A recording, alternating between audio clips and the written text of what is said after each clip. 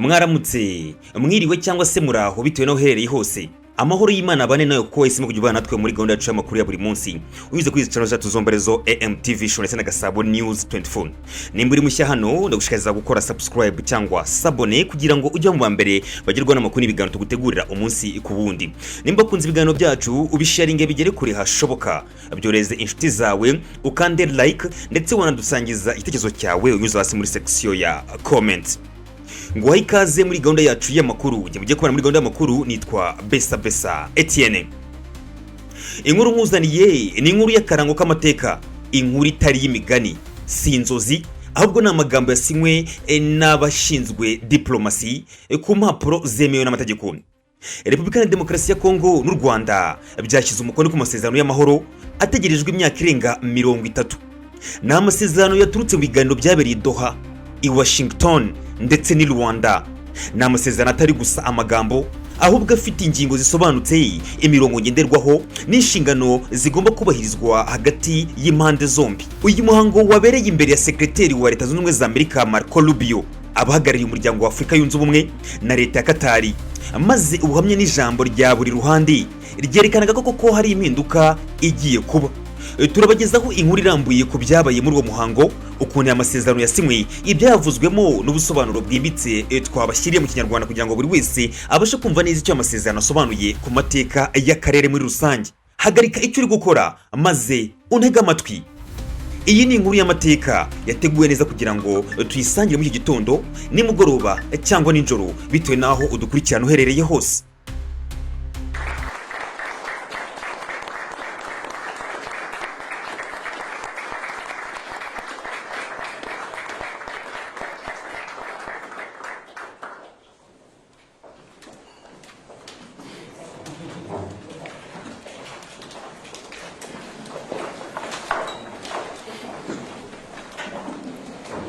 Secretary Rubio, Foreign Minister Wagner, Foreign Minister Duhungire, Minister of State Al-Khulaifi, African Union Chairperson Yusuf, Bwana Sekretari Marco Rubio, Minisitiri w'Abanyamahanga wa Kongo Wagner na Minisitiri w'Abanyamahanga Nduhungirehe Muhammad Al-Khulaifi, intumwa y'akanama k'umuryango wa Afurika yunze ubumwe Muhammad Yusuf, ambasaderi, abanyamuryango ba Kongere, abashyitsi b'icyubahiro, abanyamakuru ndetse namwe mwese mutaniye hano, turabashimiye kuba mwitabiriye uyu muhango.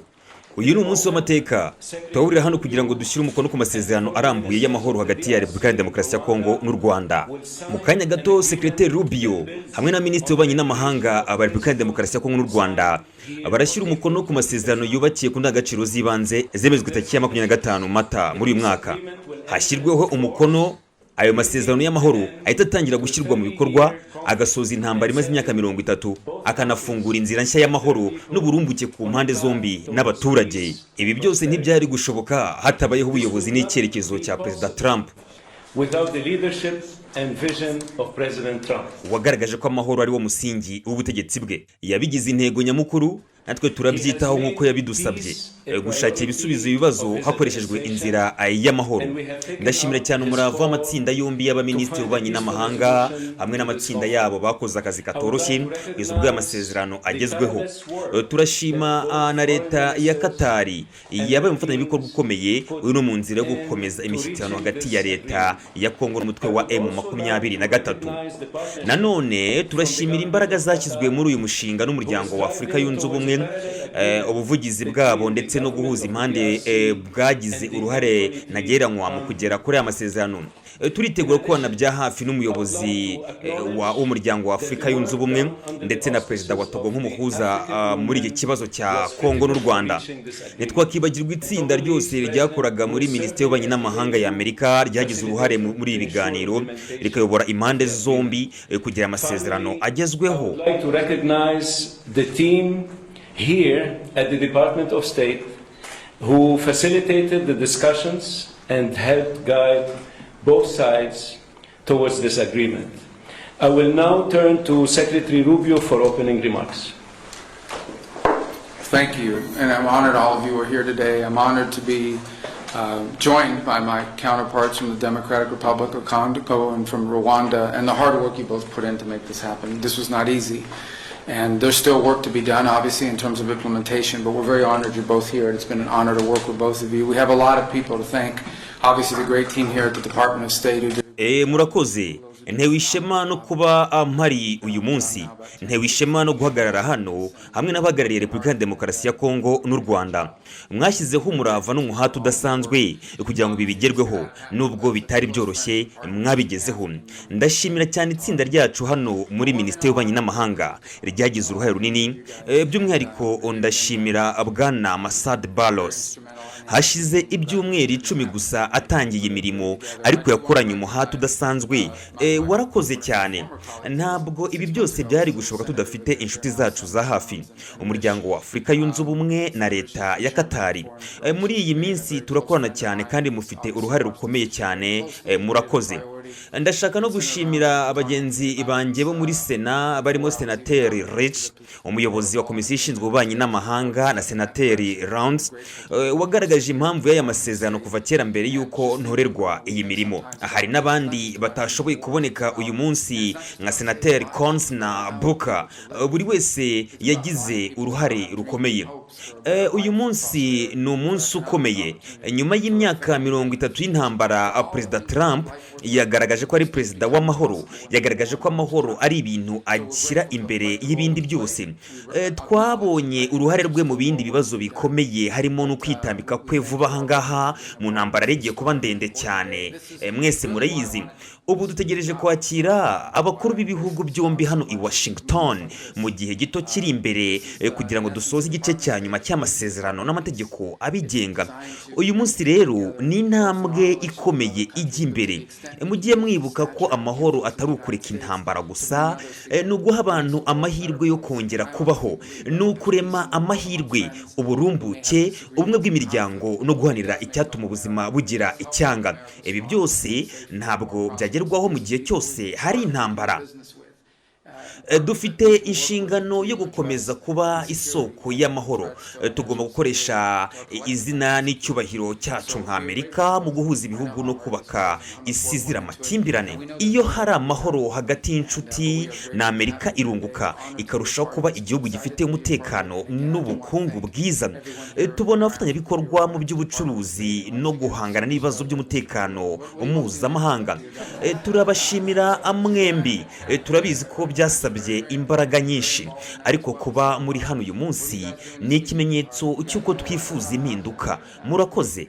Murakoze cyane, kandi nanone turashimira Bwana Balos n'itsinda ryose rya biro ishinzwe Afrika. Thank you. Thank you. Thank you, Mr. Secretary. I now turn to the Foreign Minister of Rwanda for remarks.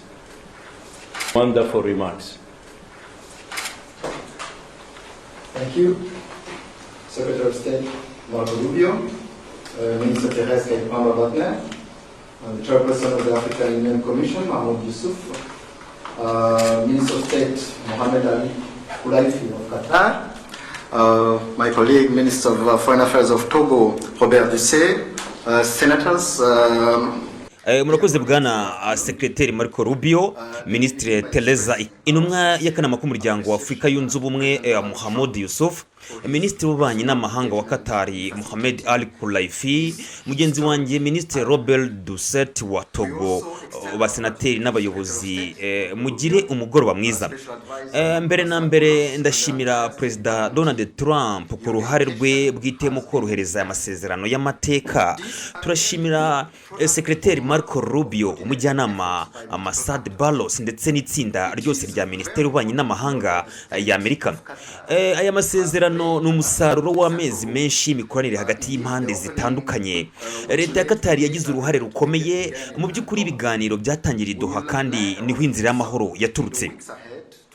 tuzakomeza gutanga ubufasha bwose bushoboka mu gushyigikira imirimo ya Katari irimo kuyoborwa na Minisitiri Mohamed Ali Kulaifi hagamijwe kugera ku masezerano y'amahoro hagati ya leta ya Kongo n'umutwe wa M23 uburyo burimo gukorwa. Amasezerano y'uyu munsi yubakiye kandi ku bikorwa by'umuryango wa Afurika yunze ubumwe binyuze mu bwitange bwa Perezida wa Togo Fore Nyasimbe nk'umuhuza mukuru. Umutima w'aya masezerano ni ugushinga uburyo buhoraho bwo guhuza ibihugu byombi mu bijyanye n'umutekano.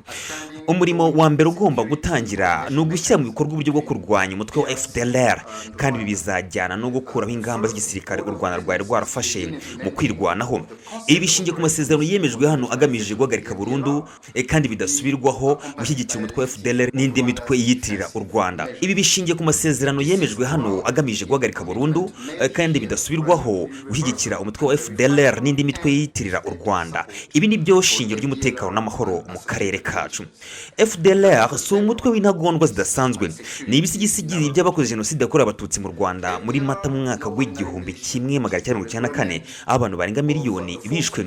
Aya masezerano ahamya ko tugomba gufasha impunzi n'abakuwe mu byabo gusubira iwabo ku buryo buboneye kandi bufite agaciro kandi butekanye, ku bufatanye n'umuryango mpuzamahanga ushinzwe gucyura impunzi HCR. Twiyemeje guteza imbere ubufatanye mu bukungu, harimo no gukorana n'ibigo by'abanyamerika n'abashoramari. Twizera ko uburumbuke busangiwe n'ubufatanye bwambukiranya imipaka buzabyara inyungu ku mpande zombi. Twemera ko hari impungenge nyinshi mu karere kacu no hanze yaho, kuko amasezerano menshi yabayeho ariko ntashyirwe mu bikorwa. Ariko nubwo inzira igoye, dufite icyizere ko dushobora guhindura amateka. U Rwanda rwiteguye gukorana na Repubulika ya Demokarasi ya Kongo mu gushyira mu bikorwa ibyo twiyemeje. Turashimira buri wese wagize uruhare muri iki igikorwa. Deliver on our joint commitments. To conclude, allow me to once again express Rwanda's appreciation to all who have contributed to this milestone. Thank you.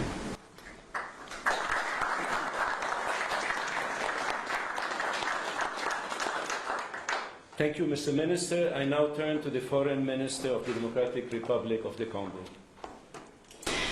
Mr. Secretary of State, the Honorable Senator Marco Rubio, Dr. Massabulos, Senior Advisor for African Affairs, His Excellency Mr. Mahmoud Ali Yusuf, Chairperson of the African Union Commission, His Excellency Mr. Olivier Nduhire, Minister of Foreign Affairs of the Republic of Rwanda, Sekretari wa Leta, Senateri w'icyubahiro Marco Rubio, Dr. Massabulos, umujyanama mukuru wihariye ushinzwe Afurika, nyakubahwa Mahmoud Ali Yusuf, intumwa y'akanama k'umuryango wa Afurika yunze ubumwe, Minisitiri w'Ububanyi n'Amahanga w'u Rwanda Olivier Nduhungirehe, Dr. Mohamed bin Abdelaziz Kulaifi wa Leta ya Katari, ndetse na Minisitiri Robert Duset wa Togo.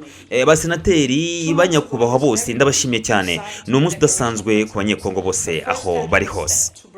Hashize amezi abiri gusa muri iyi nzu twari twasinye itangazo ry'indangagaciro z'ibanze, ahari intambwe y'ingenzi yo gutera kugira ngo dusohoke mu bwigunge bw'amahoro. Uyu munsi iyo nzira ibaye impamo. Turatangiza igice gishya kidusaba atari ukwiyemeza gusa, ahubwo n'ubutwari bwo kukinjiramo no kugishyira mu bikorwa. Dusinya amasezerano, tuyasinya dufite intego, amahoro n'umugambi, ariko kandi ni n'inshingano. Twiyemeje kubaha amategeko mpuzamahanga, kurengera uburenganzira bwa muntu no kurinda ubwigenge bw'ibihugu. Abahuye n'ingaruka zikomeye z'intambara baratwitegereza. Twiteze ko ibi twiyemeje tuzabishyira mu bikorwa, ntidushobora kubatenguha. Aya masezerano ashingiye ku rugendo rurerure.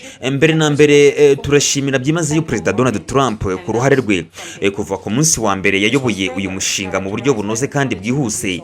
Itsinda rya Amerika ririmo Senateri Rubio na Dr. Balos ryagaragaje ubunyamwuga buhambaye. Turashimira Perezida wacu nyakubahwa Felix Antoine Tshisekedi Tshilombo watoranyije inzira yo gushaka amahoro ashingiye ku ndangagaciro n'agaciro k'abaturage. Twashimiye kandi Perezida Joao Lourenço wa Angola wahuje impande mu cyiciro cy'amasezerano y'u Rwanda. Leta ya Katari n'umwami wayo bagize uruhare ntagereranywa. Bashoboye guhuza abakuru b'ibihugu byombi bwa mbere muri Werurwe. Iryo huriro ryabaye intangiriro y'ibiganiro byimbitse bikurikirwa n'indi mishyikirano yabereye i Doha. Katari yakomeje kugaragaza ubudacogora n'imyumvire isobanutse muri uru rugendo.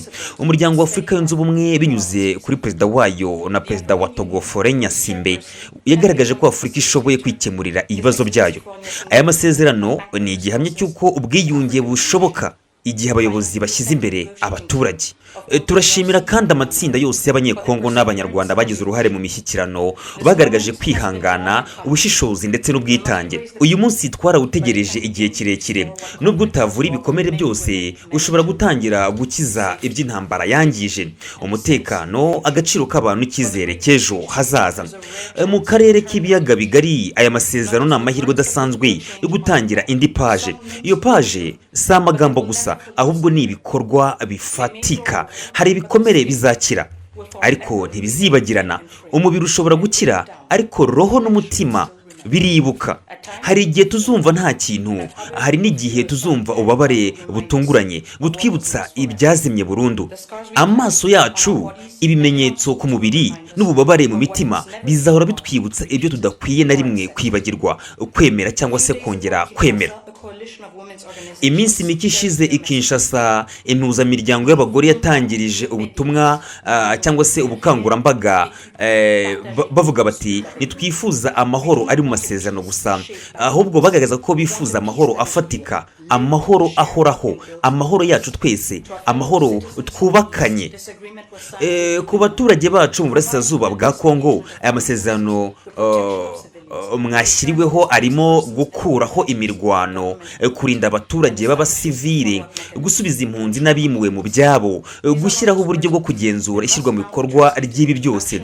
Ibi ntabwo ari amagambo gusa ku mpapuro, bisaba ibimenyetso bifatika, ubutabera, gukurikiranwa kw'abanyabyaha n'ubushake bwa politiki. Aya masezerano ni intangiriro, si iherezo. Agomba gukurikirwa no gushyira intwaro hasi, ubutabera no gusubiza impunzi aho zaturutse, haba mu Rwanda cyangwa se muri Kongo. Ariko nta nyandiko, nubwo yaba yaraganiriweho uko bishobotse kose, ishobora gutwara umutwaro w'amahoro yonyine. Amahoro ashingira ku bushake. Ndakibwa ko ku munsi twasinye indangagaciro z'ibanze, umwe mu itsinda rya Amerika yarambwiye ati iyo biba byoroshye byari kuba byarakozwe kera. Ibyo biracyari ukuri kugeza uyu munsi. Icyo twasinye uyu munsi gifite agaciro kangana n'ubushake bwacu bwo kubishyira mu bikorwa. Repubulika ya Demokarasi ya Kongo yiyemeje kubahiriza amasezerano atari amagambo gusa, ahubwo no mu bikorwa. Uyu munsi twahisemo amahoro. Igikurikira ni ukubungabunga aya mahoro no kwereka abaturage bacu aya mahoro ndetse n'isi yose muri rusange ko niyo twaba turi mu karere kazahajwe n'ibikomere, dushobora kugira agaciro no kwishyira hamwe.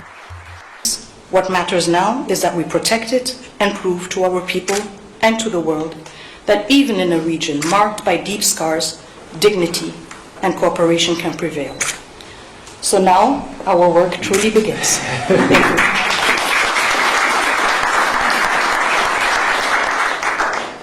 Thank you, Madam Minister. It's now my... Urakoze Madamu Ministre, ndabashimiye mwese. Ndagira ngo negereze imbere y'impande zombi, ari Repubulika ya Demokarasi ya Kongo n'u Rwanda, kugira ngo bashyire umukono kuri amasezerano y'amahoro mu maso ya Sekreteri Marco Rubio. The agreement being signed includes provisions on the respect for territorial integrity and the prohibition of hostilities.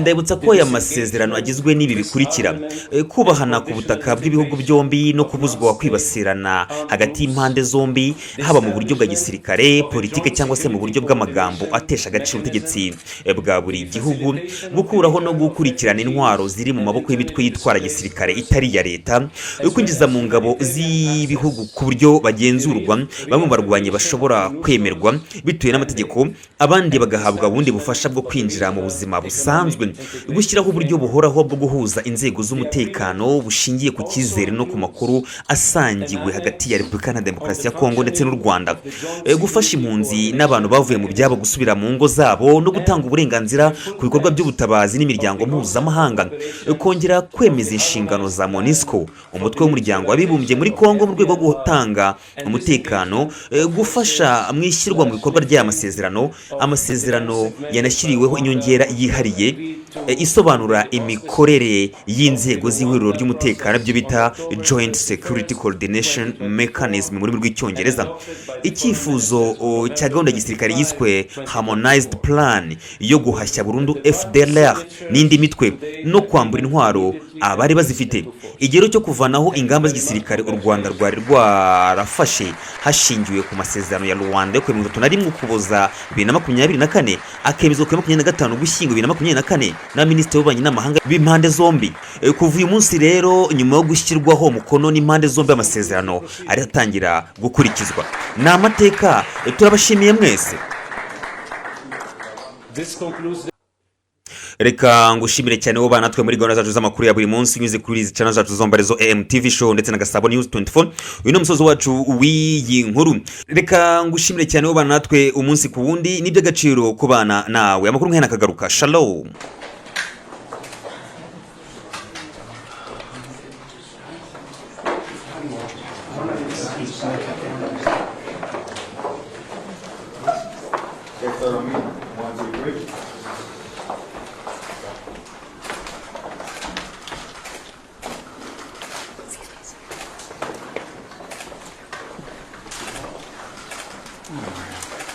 I can't hold my tongue again that long.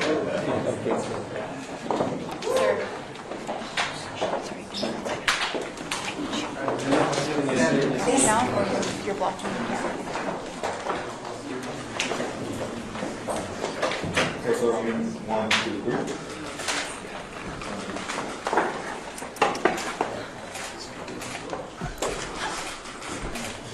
Can we get it now with the applicant?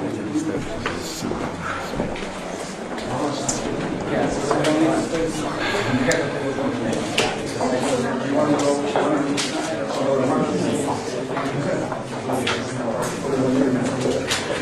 I think we're fine with the office.